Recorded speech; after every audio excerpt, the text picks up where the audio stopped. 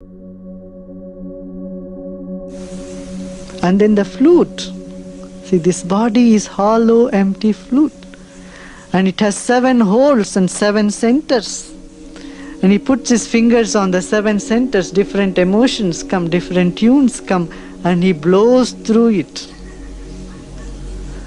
Same is everybody's life. The infinity blows through, plays all different, pushes different buttons, and brings out different songs, different tunes, different music. And the entire creation rejoices in that music of the flute. He can blow through you. You become a perfect instrument of the divine when you become hollow and empty. That is when you become flute. They said even Radha is jealous because the flute is always with Krishna.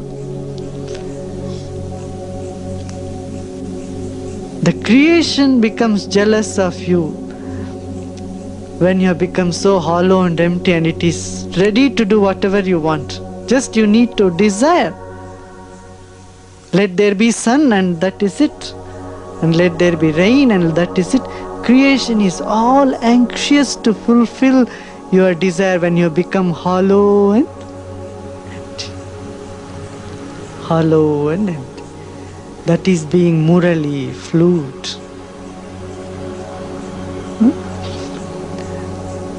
This is the beauty, in ancient days, people, though they made a story was written, it was never made with just like a history. Okay, somebody was born and so on such a date, and they died on such and such a date, and they lived here such and such a date.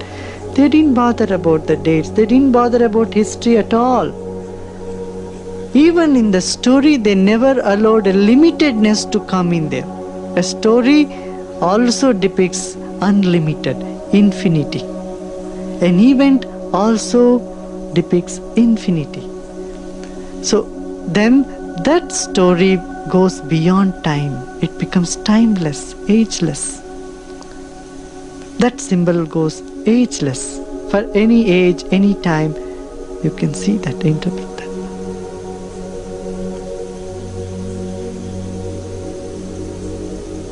Arjuna asks Krishna. Krishna says, just now the 5th chapter we recited.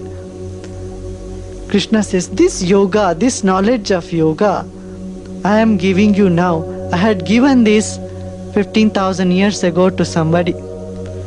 Immediately Arjuna says, what?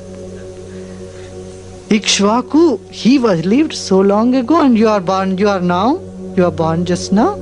And how is it possible that you could have taught this yoga to Ikshvaku and others, those people who were born thousands of years ago? Then Krishna says, my dear, both you and I have come here several times.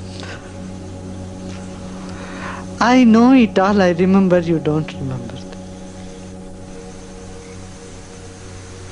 And he promises, he says, the promise in Gita is, I will come again and again when time is needed. In the time cycle, when people forget yoga, when people forget this knowledge, and people forget how to go into themselves, how to become hollow and empty, how to get into the source of the being, I'll come again and again and revive this knowledge. Again and again I'll come and revive, and all the fortunate will get the knowledge. So it's not that once I was there and that's it, finished. But I am eternal continuum in consciousness.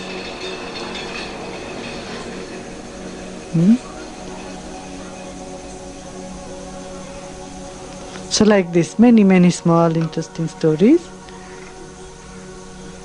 It charms the mind, charms the intellect, feeling, emotions, body, everything, the entire, all levels of existence are nourished by this.